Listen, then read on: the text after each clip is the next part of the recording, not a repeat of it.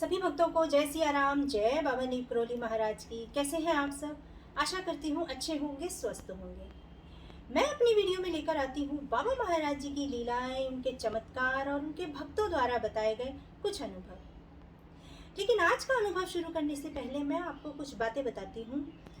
बाबा महाराज जी के बारे में पहले भी बहुत सारी किताबों में लिखा जा चुका है कि बाबा महाराज जी ने कैसे अपने भक्तों को अपने अलौकिक दर्शन और चमत्कारों से रूबरू करवाया है।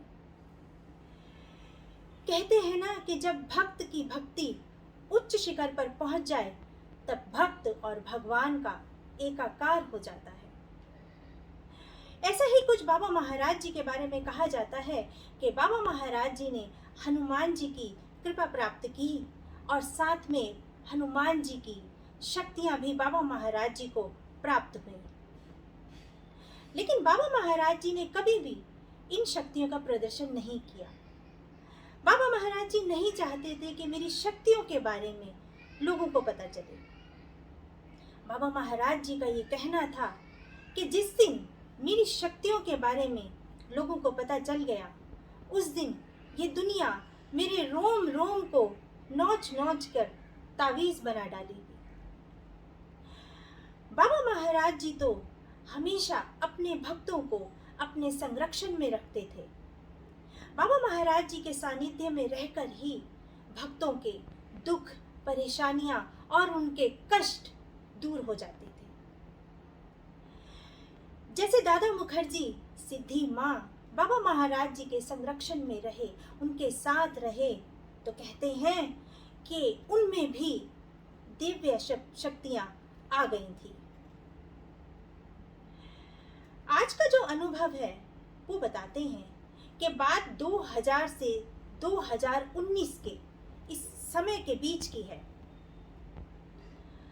अनुभव बताने वाले बताते हैं कि कैंची धाम परिसर के आगे से इनकी गाड़ी कई बार निकली और हमेशा इन्होंने गाड़ी में बैठे बैठे ही हाथ जोड़ लिए, क्योंकि बाबा महाराज जी में इनकी अभी वो आस्था नहीं थी। इसीलिए जब भी कैंची परिसर के आगे से निकलना होता था तो बस ये एक हाथ ही जोड़ लिया करते थे। कुछ समय बाद इनको बाबा महाराज जी की एक फोटो मिली। इन्होंने वो फोटो जिस ऑफिस में ये बैठा करते थे उसी ऑफिस में इन्होंने लगा ली। लेकिन 1 वर्ष बाद इनको विचार आया और इन्होंने ये फैसला किया कि मुझे नौकरी छोड़नी है,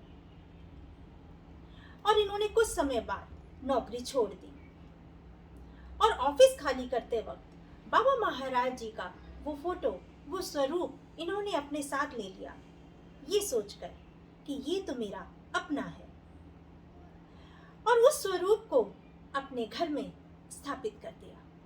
क्योंकि अभी इनके पास अपना कोई ऑफिस नहीं था, ये अपना व्यवसाय शुरू करना चाहते थे।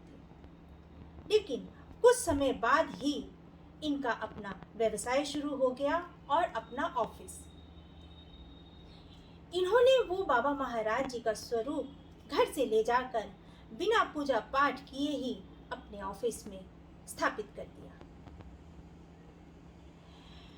समय बीतता गया। कुछ समय बाद ऐसी कृपा हुई कि इन्होंने अपना मकान भी बनवा लिया।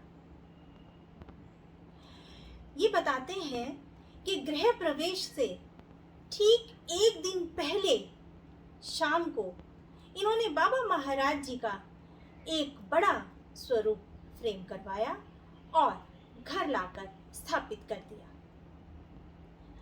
अगले दिन जब गृह प्रवेश था, पंडित जी आए और इन्होंने पंडित जी से पूजा और पूजा घर के बारे में पूछा।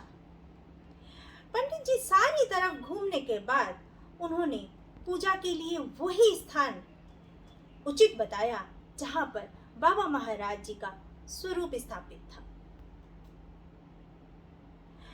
समय बीतता गया। एक दिन इनके मन में विचार आया कि आज कुछ सुन लिया जाए।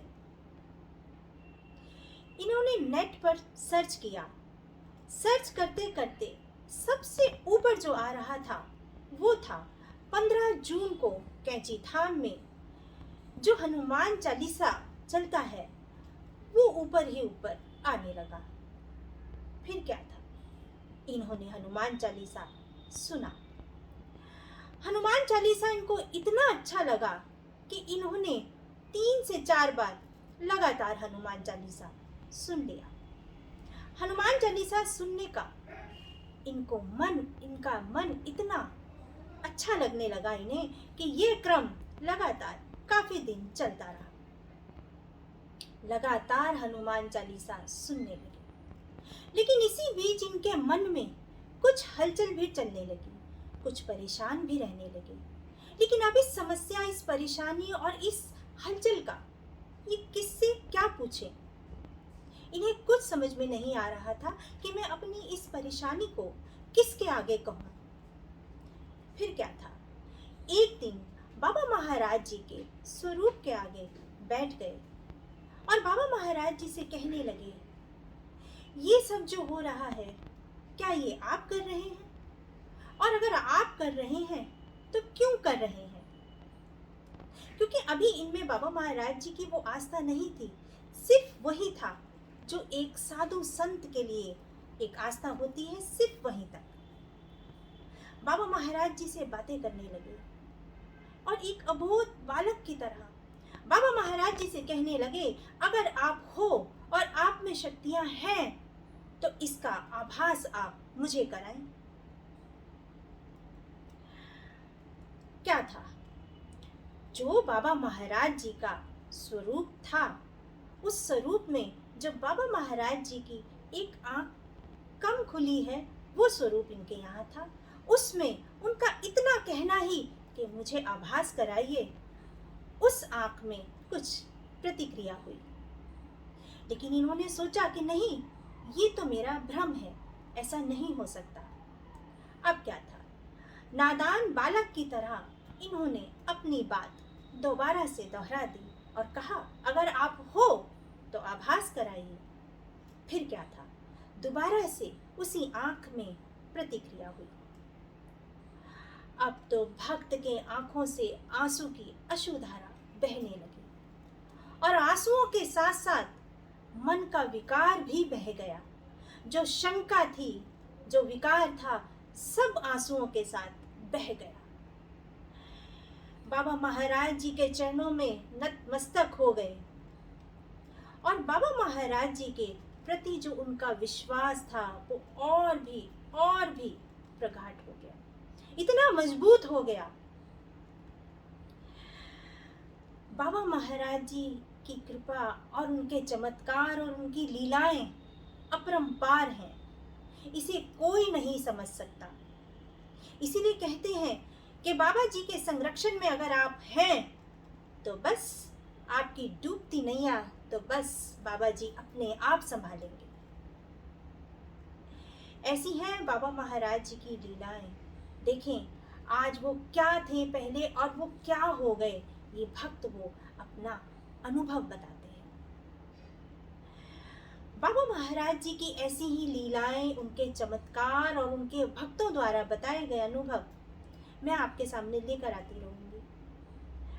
आप सभी भक्त अपना ध्यान रखें, खुश रहें, स्वस्थ रहें। सभी भक्तों को जय सिया राम, जय बाबा नीम करोली महाराज की, जय सिया राम।